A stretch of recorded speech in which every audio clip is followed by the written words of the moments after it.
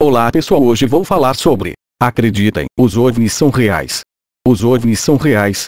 E se este for o caso, onde estão as evidências? Objetos voadores não identificados são tão reais quanto o fato da Terra estar girando ao redor do Sol. A evidência vem de 3 grandes fontes: relatos de testemunhas, 6 estudos científicos oficiais e documentos governamentais anteriormente secretos. As estatísticas das Nações Unidas dizem que, desde a década de 1940, 150 milhões de pessoas ao redor do mundo têm reportado o avistamento de OVNIs.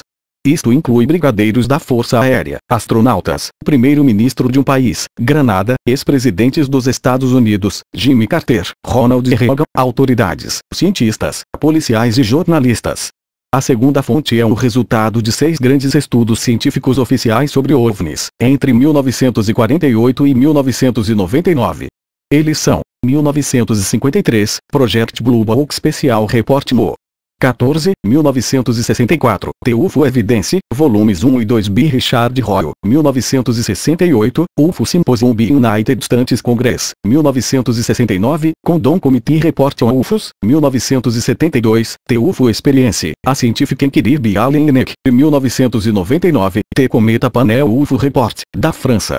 A terceira fonte são as cartas e memorandos secretos, recentemente liberados, que foram trocados entre generais e oficiais das Forças Armadas dos Estados Unidos. Os pesquisadores conseguiram acesso aos documentos através da Lei de Liberdade da Informação.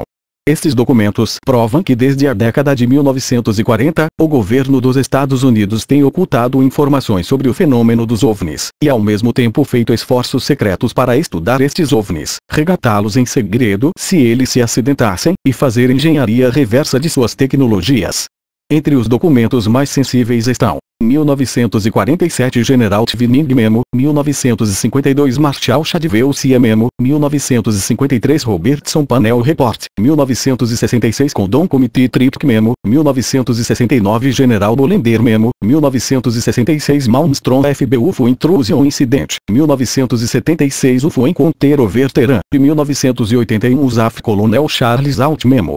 Como e por que o fenômeno OVNI foi acobertado? Como alguém consegue alguma informação sobre um incidente? Através da imprensa e agora da internet. Assim, se você quer negar a informação das pessoas ou guiar seus pontos de vista para uma direção em particular, como por exemplo, os OVNIs não são reais, então você manipula a imprensa, usando 2 instrumentos poderosos: censura e propaganda. A censura é usada para criar uma barreira entre o público e o evento, assim o acesso ao ambiente real é limitado e um pseudo-ambiente pode ser criado.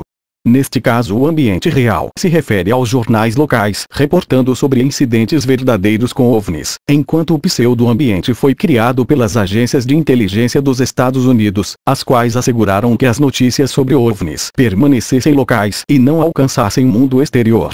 Para isto eles usaram sua influência sobre a imprensa corporativa dos Estados Unidos. Porque o Ocidente engajou no acobertamento e negação do fenômeno OVNI. Os OVNIs são a chave para a tecnologia de energia livre, verde e limpa, a qual colocará um fim ao nosso vício em combustíveis fósseis, irá parar o aquecimento global e a mudança climática. Ela dará à Índia e a 170 países do terceiro mundo a independência da energia. O valor líquido total da indústria do petróleo é por volta de 45 dólares trilhões. Se alguém ler o livro The Price, The Epic Quest for Oil, Money and Power, do vencedor do prêmio Pulitzer, Daniel Yergin, entenderá o extraordinário poder e influência da indústria do petróleo na política global. Nos Estados Unidos, esta indústria possui laços simbióticos com a indústria dos armamentos. Citando proteção aos campos de petróleo do Oriente Médio e das linhas internacionais de navios, o governo estadunidense despende 650 dólares bilhões. Se a verdade aparecer, ambas indústrias irão sofrer. Como uma pessoa pode aprender sobre a história dos OVNIs?